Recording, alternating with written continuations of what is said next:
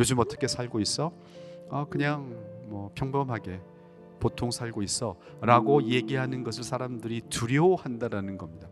뭔가 다른 사람들이 누리지 못하는 어떤 독특한 경험들을 하고 있어야만 마치 삶을 잘 살고 있을 것 같은, 살고 있다고 믿는 그런 두려움들이 우리에게 있는 것처럼 보이고, 그래서 우리의 뇌가 남들과의 비교에 이렇게까지 길들여졌다는 것을 보여주는,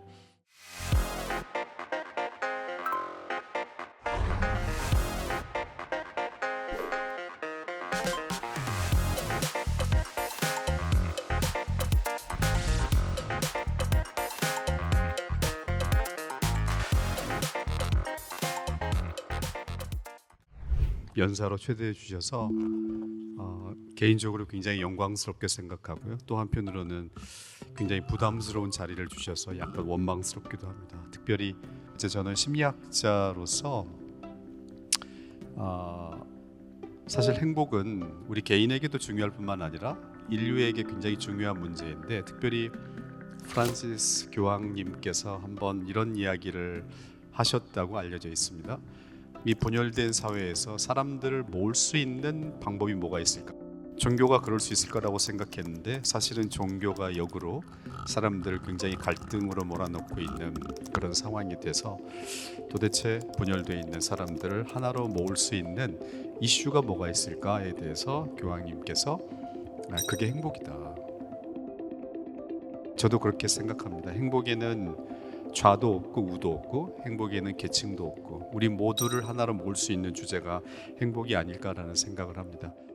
근데 저는 행복을 연구하는 심리학자로서 오늘 강의를 통해서 행복에 대한 철학적인 기반보다는 조금 더 구체적이고 실천에 가까운 이야기들을 좀 드리려고 합니다. 행복이 무엇인가라고 하는 질문은 철학에서 많이 다루어 왔기 때문에 심리학자들이 던지는 또 다른 질문을 소개해 보려고 합니다. 행복을 어떻게 측정할 것인가라는 질문입니다.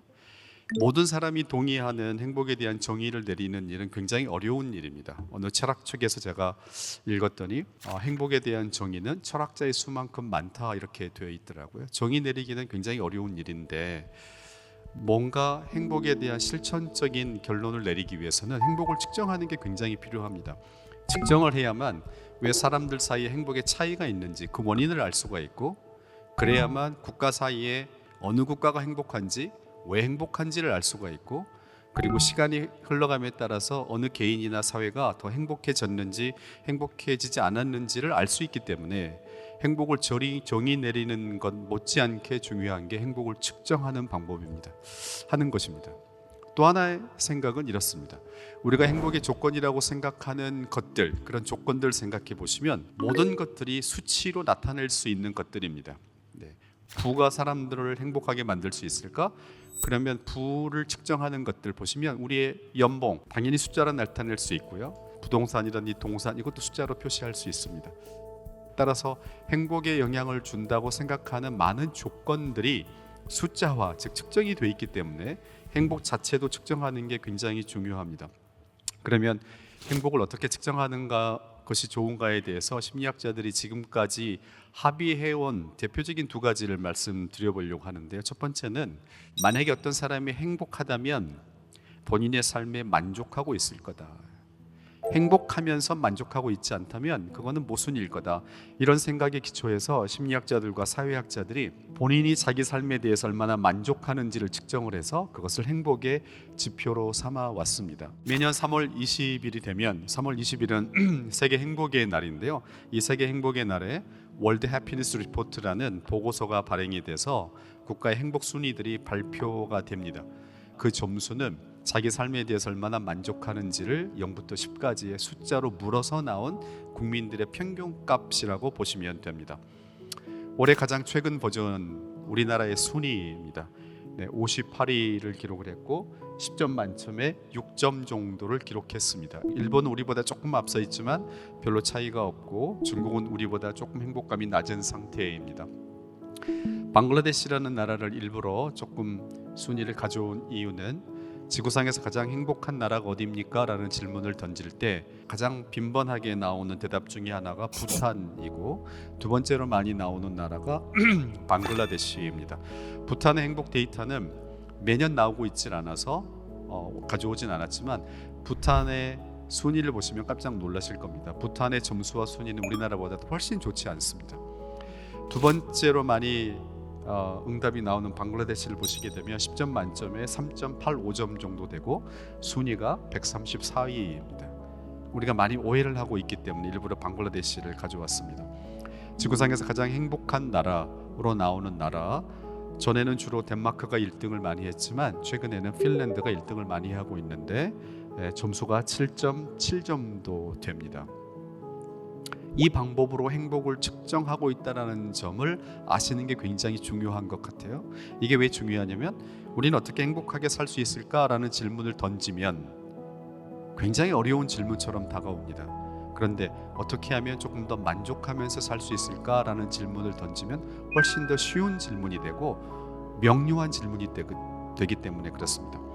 행복을 측정하는 방법으로 이 방법만 써온 것은 아닙니다. 사람들이 자기의 삶에 대해서 얼마나 만족하는지를 쉽게 보고 할 수 있는데, 만약 행복한 사람이라면 기분이 좋을 거다. 24시간 내내 365일 내내 기분이 좋을 필요는 없지만 행복하지 않은 사람보다는 행복한 사람들이 더 좋은 기분을 자주 그리고 오랫동안 경험할 것이고, 나쁜 기분, 부정적인 정서는 덜 자주 그리고 덜 오랫동안 경험하고 있을 것이다 라고 우리가 아주 자연스럽게 생각해 볼 수가 있습니다. 그래서 우리의 감정이라는 것이 우리가 살아가면서 하는 많은 경험들에 대한 우리의 아주 자연스러운 반응이기 때문에 감정을 측정하는 게 좋겠다. 이게 두 번째로 행복을 측정하고 있는 방법입니다. 이 방법은 학자들도 많이 사용하고 있고, 그리고 아까 소개해드렸던 월드 해피니스 리포트에서도 국가 간의 행복을 측정하고 비교하기 위해서도 쓰고 있는 그런 방법입니다. 그런데 흥미있는 사실은 자기 삶에 얼마나 만족하고 있는지와 평소에 얼마나 기분이 좋은지 사이에 관계가 정적으로 긍정적인 방향으로 있긴 하지만 이 관계가 완벽하지 않기 때문에 삶에 만족하고 있다 그래서 지금 이 순간에 반드시 기분이 좋지 않을 수도 있다는 겁니다. 지금 이 순간에 뭔가 맛있는 음식을 먹었다면 이 순간 기분은 좋을 수 있지만 자기 삶에 대해서는 굉장히 불만이 있을 수도 있다는 것이죠. 그래서 이 두 가지 방법은 같은 방향으로 가긴 하지만 통계적인 용어를 빌리자면 상관계수가 완벽하게 1이 아니기 때문에 어긋나게 나타날 수도 있습니다. 따라서 우리나라의 행복을 기분으로 측정을 하게 되면 만족으로 측정했을 때보다 우리의 순위가 올라갈 수도 있고 내려갈 수도 있는데요, 한번 상상을 해보시면 좋을 것 같습니다.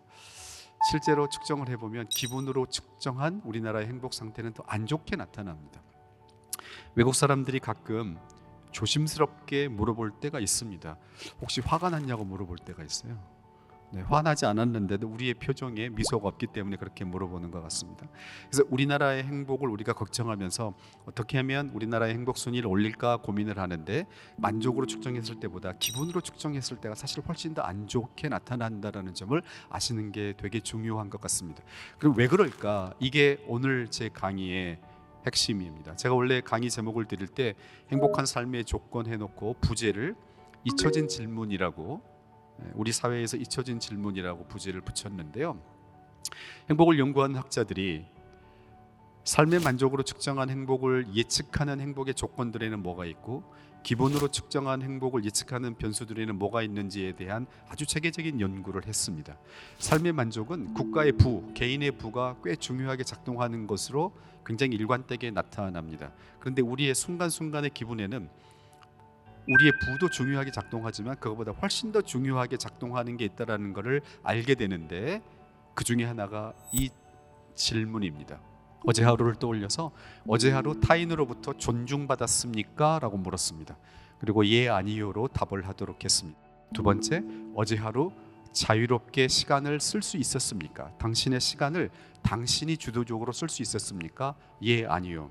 세 번째, 어제 하루 당신이 잘하는 일을 했습니까? 당신이 정말 잘하는 일을 해서 뭔가를 발휘했습니까? 예, 아니요. 네 번째, 어제 하루 배우고 성장했습니까? 예, 아니요로 답을 했고, 마지막, 어제 하루 의지할 수 있는 가족이나 친구가 있었습니까? 역시 예, 아니요로 답을 했습니다. 오늘 오신 분들도 한번 이 5가지 질문에 대해서 몇 개나 예로 나왔는지 한번 카운트해 보시면 좋을 것 같습니다.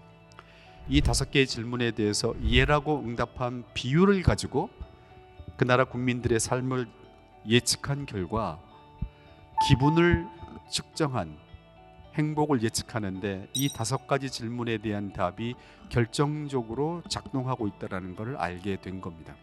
조금만 여러분들의 경험을 떠올려 보시면 그 결과에 동의하실 거라고 저는 생각합니다. 저도 화를 잘 안 낼 때가 있지만 어떨 때 화가 나는가? 음식점에 가서 나보다 늦게 시킨 테이블에 음식이 먼저 나올 때, 이럴 때는 기분이 상해요. 존중받지 못하다는 그런 생각이 들기 때문에. 그래서 행복한 삶을 위해서 우리의 부를 늘리는 것도 굉장히 중요한 일이긴 하지만 이 5가지 질문이야말로 어쩌면 우리 삶에서 던져야 되는 가장 중요한 질문인데, 이 질문들보다는 친구들을 만나면 요새 연봉은 얼마인지를 묻거나, 우리 아이들에게는 공부 얼마나 잘하는지를 묻거나, 정작 우리에게 중요한 이런 질문들이 사라지고 있는 것 같습니다. 그런데 이런 질문들을 자세히 살펴보시면 몇 가지 특징을 발견할 수가 있는데, 제 개인적으로는 그 중에서 2가지 특징이 있다고 저는 생각을 합니다. 물질과 크게 상관이 없는 비물질주의적인 이 포럼의 주제인 어떤 정신, 이 정신적인 가치를 묻고 있다, 이렇게 하나의 특징을 발견할 수가 있고요. 또 하나의 특징은 이 질문들에는 완벽주의적인 기준이 작동하고 있지 않다라는 겁니다.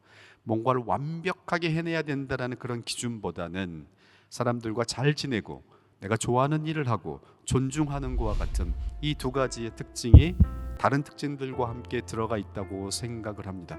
이진우 교수님 아까 강의에서 모든 시대는 자신의 고유한 질병을 갖고 있다라고 하는 어느 학자의 말을 인용해 주셨는데요. 우리 시대가 가지고 있는, 대한민국 시대가 가지고 있는 많은 문제들 중에서 행복의 관점에서 특별히 위험한 게 뭘까? 저는 이 2가지라고 생각을 합니다. 이 2가지를 극복하는 것, 그것이 우리의 행복에 매우 중요한 일이라고 생각을 하는데요. 자기가 평균적인 삶을 살고 있다, 아주 보통의 삶을 살고 있다는 것에 대해서 두려움을 가지고 있을 때 그것을 지칭하는 말로 신조어로 코이노포비아라는 말이 생겨났다고 합니다. 요즘 어떻게 살고 있어? 그냥 평범하게 보통 살고 있어 라고 얘기하는 것을 사람들이 두려워한다는 겁니다. 뭔가 다른 사람들이 누리지 못하는 어떤 독특한 경험들을 하고 있어야만 마치 삶을 잘 살고 있을 것 같은, 살고 있다고 믿는 그런 두려움들이 우리에게 있는 것처럼 보이고, 이 정도면 충분하다라는 생각보다는 아직도 부족하다라는, 나는 아직도 부족해, 뭔가 더 해야 돼 라고 하는 그런 불안을 느끼면서 살고 있는 것처럼 보인다라는 겁니다. 완벽하게 출산을 하고 싶어 하고요, 완벽하게 아이를 키우고 싶어 하고, 직장인이 되면 회사 내에서 완벽한 직장인으로, 혼자 살게 되면 완벽한 싱글을 살고 싶어 하고, 우리의 노년도 완벽했으면 좋겠고 심지어 내 죽음도 완벽했으면 좋겠다, 이런 생각들이 우리를 강력하게 지배하고 있는 것처럼 보입니다. 이 완벽한 하루에 대한 집착은 필연적으로 불안을 낳을 수밖에 없습니다. 마치 우리가 정해놓은, 그리고 내 개인이 정해놓은 어떤 완벽한 삶을 걷고 있지 않으면 실패한 삶이다라는 그런 두려움 속에서 이런 외줄타기를 하고 있는 것과 같은 그런 불안 속에서 우리 모두가 살고 있는 것처럼 보입니다. 실제로 완벽주의를 연구해온 심리학자들이 시간의 흐름에 따라서 사람들의 완벽주의가 어떻게 변해왔는지를 측정을 했습니다. 완벽주의에는 크게 3가지 요소가 있다고 이야기를 합니다. 심리학자들은 첫 번째, 왼쪽에 있는 그래프가 나타내는 것은 자기가 자기에 대해서 가지고 있는 지나치게 높은 기준과 그 기준을 달성하고 있지 못하기 때문에 가지고 있는 불안을 의미하고요. 2번째 칼럼은 사회가, 그리고 주변 세상이, 주변 사람들이 나에 대해서 가지고 있는 높은 기준, 그 기준을 충족하고 있지 못하기 때문에 내가 느끼고 있는 불안, 이게 2번째 요소이고, 3번째는 내가 타인에 대해서 가지고 있는 높은 기준과 타인이 그 기준을 달성하고 있지 못하고 있다고 내가 생각하기 때문에 가지고 있는 불안과 불만을 의미합니다. 이 3가지가 시대를 거쳐가면서 점진적으로 상승하고 있는데, 특별히 2번째 그래프가 다른 2개보다 조금 더 급상승하고 있는 것을 여러분이 보실 수가 있습니다. 우리 사회가 우리에게 부여하고 있는 기준들, 완벽한 이상적인 삶이다라고 하는 그 기준이 너무 높고, 그 기준을 내가 달성하고 있지 못하다는 생각 때문에 아직도 부족해, 라는 그런 불안을 느끼면서 우리의 삶을 살고 있기 때문에 이게 현대판 우리가 극복해야 되는 팬데믹이 아닌가 이런 생각을 합니다. 특별히 이 완벽주의는 기성세대보다 젊은 세대를 덮치고 있습니다. 젊은 세대의 정신적인 이 건강의 문제가 안 좋아지고 있다는 것은 아마 여러 경로를 통해서 아마 들으셨거나 또 주변에 있는 우리보다 어린 사람들을 통해서 관찰하신 적이 있을 겁니다. 미국에서는 미국 청소년들의 정신 건강이 이제 국가적인 재앙에 이르렀다고 선언을 했습니다. 그리고 이 사태는 미국에만 국한되는 게 아니라 선진국에서 공통적으로 일어나고 있는 현상이고 우리 사회에서도 결코 예외가 될 수 없는 그런 현상이 되었습니다. 간단한 통계 몇 개를 보여드리려고 합니다. 자해를 합니다. 청소년들이 자해를 해서 응급실에 실려오는 수가 급증하고 있습니다. 특별히 여학생들의 수가 급증해서 아주 위험한 상황에 이르렀다라고 선언을 합니다. 학자들의 견해에 따라 다르긴 하지만 일부 학자들은 자살로 이르는 길이다라고 이야기를 합니다. 특별히 2010년을 전후해서 세계적으로 자해를 하고 있는 청소년들이 늘어나고 있고 뿐만 아니라 우울증으로 진단받고 있는 비율이 학생들의 수가 또 역시 급증하고 있는데 여학생에게서 더 급증하고 있습니다. 과거에 우리 부모님들과 선생님들은 자녀들과 학생들이 TV를 너무 많이 본다, 술을 너무 일찍부터 하기 시작한다 이런 문제들에 대해서 고민을 많이 했습니다. 지금도 그런 것들에 대한 위기의식은 있지만 또 다른 문제가 생겨난 겁니다. 왼쪽에 있는 것은 자기의 삶이 희망이 없다고 생각한다, 거기에 동의하는 비율인데 자기의 삶을 10년, 13년, 15년 이렇게 살아보지 않은 어린 친구들이 자기의 삶이 희망이 없다라고 스스로 결론을 내리고 있는데 그 비율이 급증하고 있고 두 번째, 세 번째, 네 번째 칼럼은 자살에 대한 것들입니다. 자살을 생각해 보았다, 실제로 자살 계획을 세워봤다, 자살 시도를 해보았다, 이 수가 감소하다가 다시 급증하고 있는 이런 상황에 있습니다. 완벽주의와 물질주의로 인한 아주 걱정스러운 현상들이 우리 젊은 세대들을 덮치고 있다고 해도 과언이 아닙니다. 심리학의 관점에서 물질주의가 안 좋은 이유 하나를 추가적으로 말씀드리려고 합니다. 물질주의는 필연적으로 타인과의 비교를 낳게 됩니다. 남들과 비교하는 게 굉장히 좋지 않다는 얘기를 우리가 반복적으로 들어왔는데 이 문제를 조금 더 과학적으로 검증해 보기 위해서 저희 연구팀과 고려대학교 심리학과 교수님 연구팀이 같이 협업을 한 게 있습니다. 연구에 참여한 사람들에게 어떤 게임을 시킵니다. 게임의 결과에 따라서 포인트를 인센티브로 줍니다. 인센티브를 줄 때 그 게임에 참여하고 있는 또 다른 그 사람은 몇 점을 가져갔는지 추가로 알려주게 됩니다. 그러니까 자기에 대한 정보와 타인에 대한 정보를 같이 제공을 해줘서 자기 절대 점수에 의해서 이 사람들의 기분이 좌지우지 되는지 아니면 자기와 타인의 상대적인 점수 차이에 의해서 기분이 좌지우지 되는지를 우리가 확인해 볼 수가 있겠죠. 초록색 그래프는 자기가 받은 절대 점수이고요. 노란색은 자기 점수와 다른 플레이어의 점수의 상대적인 차이, 상대적인 이득 이렇게 보시면 될 것 같아요. Y축은 이 인센티브를 받아서 기분이 얼마나 좋아졌는지, 뇌가 얼마나 반응했는지를 보여준다라고 쉽게 이해하시면 되겠습니다. 미국 데이터를 보시면 노란색 그래프보다는 초록색 그래프가 훨씬 더 강하게 작동했다라는 걸 아실 수가 있습니다. 뭘 의미하느냐? 타인이 몇 점을 받았는지보다는 내가 몇 점을 받았는지에 의해서 미국인의 뇌의 쾌락 중추가 더 강하게 작동했다라는 걸 의미합니다. 안타깝게도 왼쪽에 한국 데이터를 보시게 되면 초록색 그래프보다 노란색 그래프가 더 높게 나타나 있습니다. 내가 몇 점을 받았는가 보다 쟤보다 내가 몇 점을 받았는가가 더 중요하게 작동한 겁니다. 그래서 우리의 뇌가 남들과의 비교에 이렇게까지 길들여졌다는 것을 보여주는 굉장히 안타까운 연구 결과입니다. 이런 문제를 해결하기 위해서 이런 가치들 자체를 어떻게 해결할 것인가, 저는 개인적으로 이런 가치들의 이 가치의 문제를 해결하기 위해서는 우리의 일상을 잘 살아내는 게 중요하다.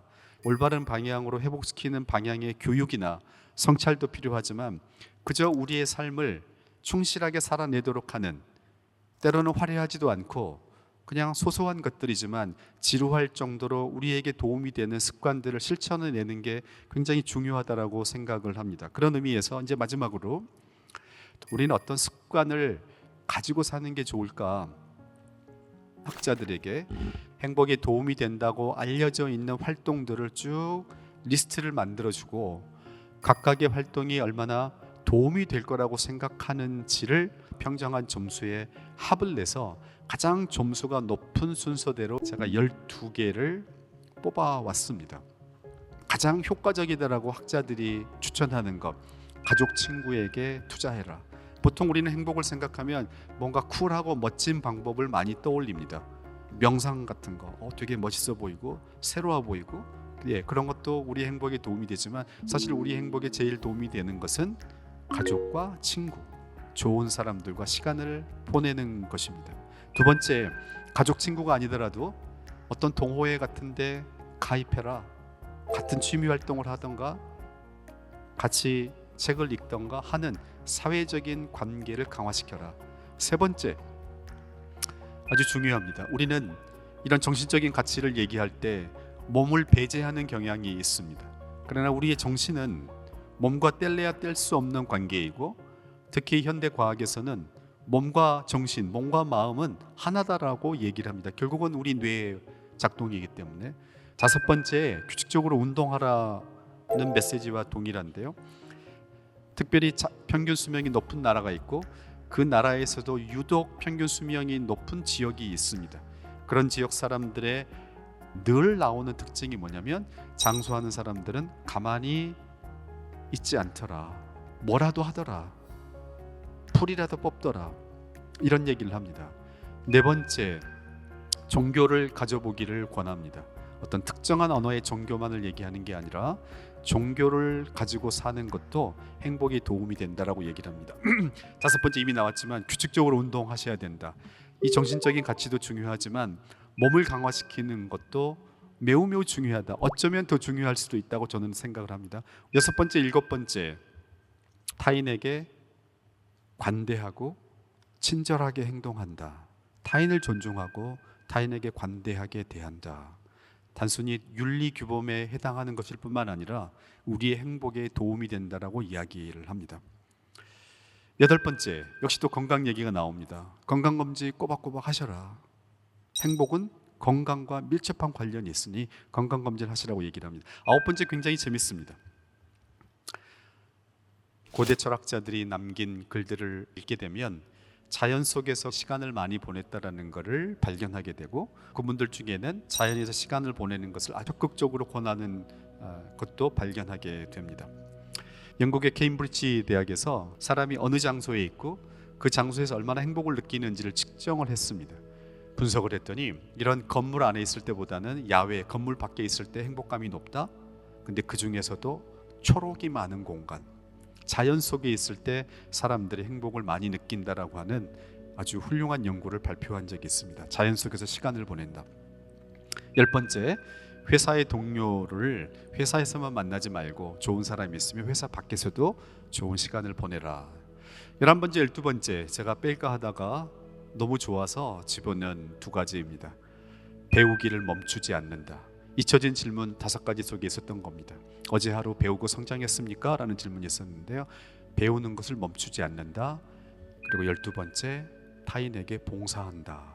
우리가 살고 있는 이 세상을 위해서 자기의 시간과 돈을 내는 행위를 그게 결국 행복에 도움이 된다라고 얘기를 하고 있습니다. 이 12가지는 그렇게 어려운 일이 아닌 것 같습니다. 이 구체적인 것들을 운동선수가 지루하게 반복해서 연습하듯이 학생들이 지루할 정도로 뭔가를 익히듯이 그렇게 우리의 삶의 습관으로 만드는 작업, 그 작업이 우리 안에서 일어났으면 좋겠다 이렇게 생각을 합니다. 행복은 우리에게 매우 중요한 가치이고 이 분열되어 있는 세상을 하나로 모을 수 있는 굉장히 강력한 가치이기도 합니다. 그런데 행복을 가로막고 있는 몇 가지의 장애물들이 있는데 특별히 요즘 한국 사회에서는 이 완벽주의와 물질주의가 그런 역할을 하고 있는 것처럼 보입니다.